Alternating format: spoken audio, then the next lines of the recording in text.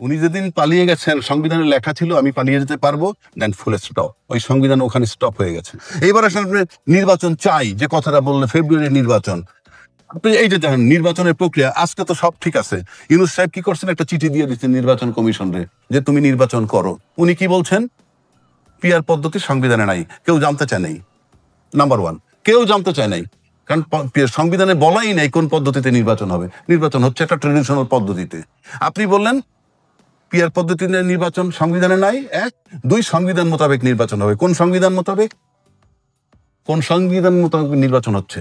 এই যে নির্বাচনটা হতে যাচ্ছে, কোন সংবিধান মোতাবেক? এখনো পর্যন্ত একটা সংবিধানই আমাদের। কোনটা বলেন আপনি? ৭২ সংবিধান। কত? ৭২ সংবিধান। ৭২ সংবিধান। ৭২ সংবিধানে কি বলা আছে? যদি কোনো কারণে সংসদ ভেঙে যায়, হ্যাঁ, তাহলে সংসদ ভেঙে যাওয়ার পরবর্তী ৯০ দিনের মধ্যে নির্বাচন। হ্যাঁ, তো সেটা আপনি ভায়োলেট করতেছেন কিভাবে? 26শে ফেব্রুয়ারি মাস 2026-এর ফেব্রুয়ারিতে নির্বাচন কিভাবে গেল? Tell me. জনগণের সরকার, রাজনৈতিক দলের। কোন জনগণ বলছে? জনগণের সরকার, রাজনৈতিক দলের সরকার সংস্কার করে তারা একটা নির্বাচন দিতে চেয়েছেন। এটা কোথায় সংস্কার? এটা সরকারের ভাষ্য। হইছে নাকি সংস্কার? এই টেল মি, বি প্র্যাকটিক্যাল। এই সরকার অন্তর্বর্তীকালীন সরকার।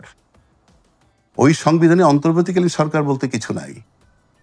ওখানে আছে প্রায় নির্বাচিত প্রধানমন্ত্রী, এবং নির্বাচিত প্রধানমন্ত্রী ক্ষমতায় থেকে নির্বাচন করবেন। উনি যেদিন পালিয়ে গেছেন, সংবিধানে লেখা ছিল আমি পালিয়ে যেতে পারবো, দেন ফুল স্টপ। ওই সংবিধান ওখানে স্টপ হয়ে গেছে, থেমে গেছে। বিলুপ্ত হয়েছে কিনা সেকেন্ড কোশ্চেন। শেখ হাসিনা পালিয়ে যাওয়ার মাধ্যমে সংবিধান স্টপ হয়ে যায় কিভাবে? বলছি, শুনেন, না শুনলে তো হবে না। উনি থেমে গেছেন, থেমে উনি চলে গেছেন। তারপরে কি হলো? কেউ কেউ বলে 4 দিন, 5 তারিখ থেকে 8 তারিখ পর্যন্ত দেশের সরকার ছিল না। আপনারা বোধহয় তাই বলেন। ওয়াকারুজ্জামান সাহেব কি বলছিলেন? আমি আপনাদের দায়িত্ব নিলাম। এইটাই সংবিধান, এইটাই সংবিধান। আমি দায়িত্ব নিলাম, আর একটা গুলিও চলবে না। সমস্ত হত্যার বিচার হবে এবং সমস্ত ফৌজদারি মামলার বিচার হবে, উনি বলেছেন। এবং তার আলোকে বিএনপি একটা মিটিং করছে পল্টনে। মিটিং করে বলছে আমরা 3 মাসের মধ্যে নির্বাচন চাই। বলছে কিনা? 7 তারিখ। কার কাছে বলছে? You tell me. কার কাছে? ইউনূস সরকার তো 8 তারিখে আসছে। উনি কার কাছে বলছেন? দায়িত্ব নিয়েছে যার কাছে, তার কাছে। অফকোর্স সেনা প্রধানের কাছে নির্বাচন চাইছে। ওইটাই ছিল সংবিধান মোতাবেক। সংবিধান, সংসদ ভেঙে যাওয়ার পর পরবর্তী 3 মাসের মধ্যে নির্বাচন। আব্দুল নত্ত স্যার কিছু বলতে চাই, আমরা শুনে আসি। উনি শেষ করুন। তারপরে কি হলো? অন্তর্বর্তীকালীন সরকারে আসলো। অন্তর্বর্তীকালীন সরকারের সংবিধান কথা, উনি তো সংবিধান ঢুকতেই পারবেন না। সংবিধানে তো অন্তর্বর্তীকালীন সরকার কথাটা তো থাকতে হবে, নাহলে আপনি ঢুকবেন কেমনে?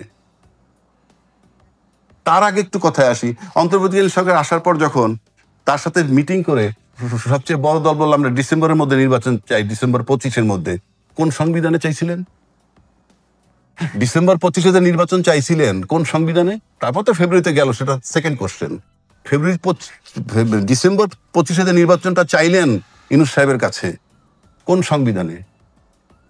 এটা হইল অন্তর্বর্তীকালীন সরকারের অন্তর্বর্তীকালীন সংবিধান, এবং সেটা অলিখিতভাবে চলমান। তা না হলে ইউনূস সাহেব যখন চিঠি দিয়ে দিলেন নির্বাচন কমিশনে নির্বাচন করার পর কোন জন্য, আমাদের তো সব নির্বাচনী প্রচারণায় ব্যস্ত থাকার কথা। এখনো কেন ঐক্যমত্যের কমিশন, এখনো কেন তো সংস্কার নিয়ে আলাপ হচ্ছে? কারণটা কি?